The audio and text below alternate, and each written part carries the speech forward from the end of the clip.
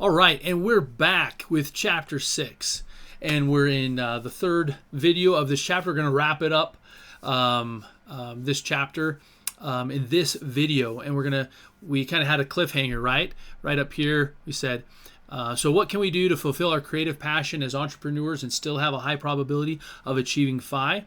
And the answer is simple. We must do both. We must obtain advanced education for our day jobs and work our business simultaneously. We must live frugally. We must focus harder, do more with less, and use our time and resources wisely. We need to work on our FI by saving 20% of our pre-tax income into our FI account from our day job and develop our business. If our business doesn't succeed within our working years, we still have a FI account to fall back on. This method is the safest way to proceed. There will be businesses that are the exception to the rule, the anomalies, the one-hit wonders, and the fads that take some entrepreneurs to their FI extremely quickly, for whom I am extremely excited, right? That's great news. But there will undoubtedly be many who don't end up experiencing that instant success and need a backup plan. I can't allow these entrepreneurs to lose everything they've tried building during their lives. These courageous people should be protected in some way for their valor, even if their business fails. When no one else tried, right? When no one else tried, they did. These entrepreneurs, they gave it a shot. They risked it for the benefit of us all. They attempted to add value to society, right, with their products and new services. And I commend them for trying to improve our lives.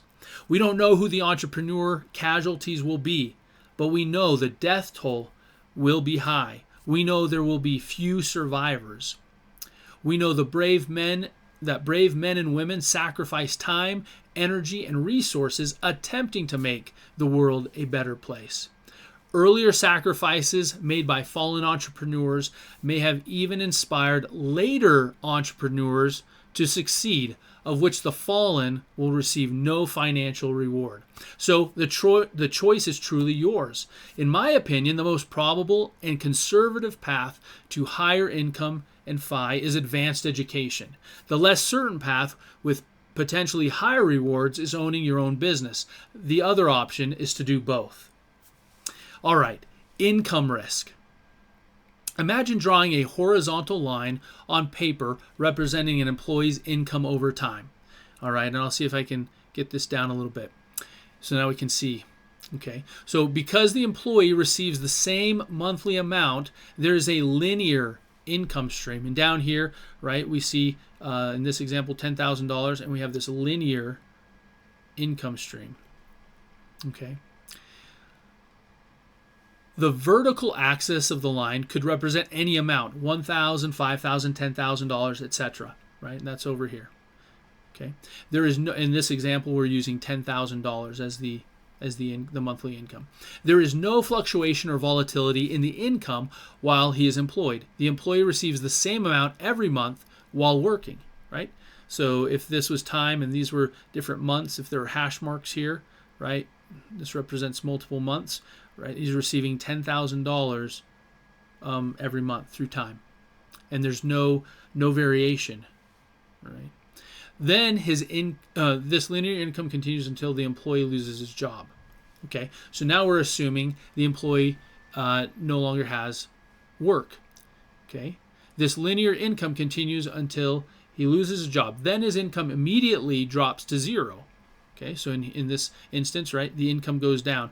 Lost his job, income goes down to zero. At this moment, there is a horrific negative volatility spike, which is just a technical way of saying that he lost all his income, right? And that's this drop here. The horizontal line begins anew at the zero vertical axis point while he is unemployed.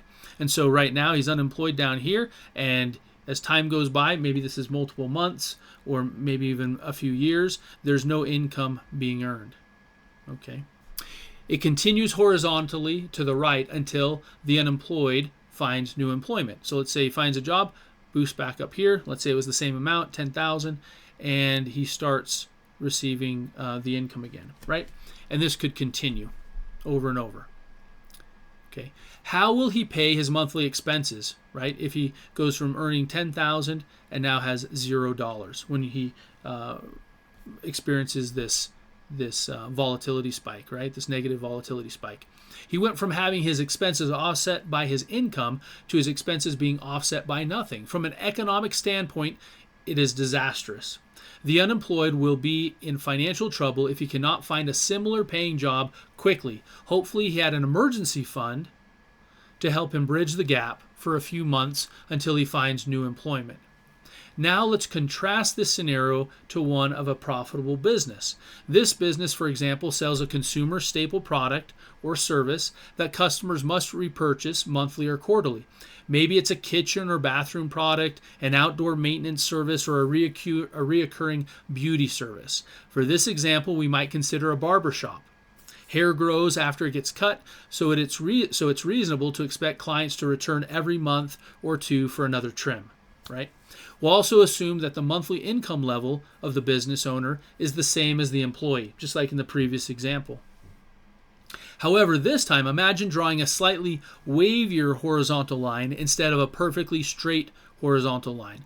What I mean is, as you draw the imaginary line, you let your pencil move up and down slightly as you move across the page. Essentially, you're introducing change or volatility into the income stream of the business owner. Okay, and so here's the graphic now, and how it's just a little bit different, right? This was these these horizontal lines, right? Now we can see that it's still right around the $10,000 mark, but there's some months are a little bit more profitable than others, some are a little less profitable than others. Okay, so instead of having a perfectly linear income stream with no volatility or risk, the amount the business owner makes varies from month to month. The amount will depend on many factors, but the idea is that while the profitable business owner experiences small changes in income from month to month, the income is pretty stable over time. Unlike the employee who could go from making enough income to cover all of his expenses to making zero income instantly, in the first graphic, the profitable business owner's income is more stable because his income will not go to zero immediately. You could say the profitable business owner accepts constant low income volatility in exchange for never experiencing a no income scenario or high negative income volatility. Okay, so right up here, this is showing small volatility. Maybe the economy goes down, and when it goes down, he loses income, but he still has some because he still has some clients that are coming. And then eventually it goes back up. So it's more stable in that sense, where in the previous example, right, it was going from 10,000 down to zero, maybe back up to 10,000, and then again back to zero if the job is lost. Okay, and we'll explain. I'll talk a little bit more about that here. Okay, so I think we read this part. Pretty stable over time. Unlike the employee who could go from making enough income to cover all of his expenses to making zero income instantly, the profitable business owner's income is more stable because his income will not go to zero immediately. You could say the profitable business owner accepts constant low income volatility in exchange for never experiencing a no income scenario. Okay, I know I read that, just reading that one more time. In contrast, the employee accepts no income volatility in exchange for the possibility of experiencing no income scenario, right? So the employee accepts no income volatility from month to month because they're getting that fixed pay, but they could experience a really large high volatility, high negative income volatility if they lose their job. Okay, so in contrast, the employee accepts no income volatility in exchange for the possibility of experiencing no income scenario. However, the magnitude of the cost isn't easily understood because we tend to look at this loss of income as an isolated event that resolves itself quickly. That means we hope we find another job soon and don't lose it again for a long time. While that can be the case, it isn't always. We may experience prolonged periods of unemployment, which can last months or even years. The other consideration is that the scenario can repeat each time we take a new job because we could lose it again. It doesn't mean the profitable business owner won't experience financial difficulties. It just means that his income is more stable over time relative to the employee's income. For example, employees and business owners are doing well when the economy is booming and unemployment is low. When the economy slumps and employers downsize, employees risk losing all of their income, while profitable business owners only risk a decrease in their income. Why? We assume the profitable business owner provides a reoccurring consumer staple product or service that people tend to buy during a good or bad economy. Remember, people will still need their haircut. The profitable business owner probably has hundreds of customers who all make varying amounts of money. The barber's clients will buy his services if the economy is up, but some are less likely to when the economy is down. Still, the barber will probably never experience a no-income scenario like an employee might. Okay, perfect. So that's going to end chapter 6. We're going to go ahead and roll down to our next steps for this chapter.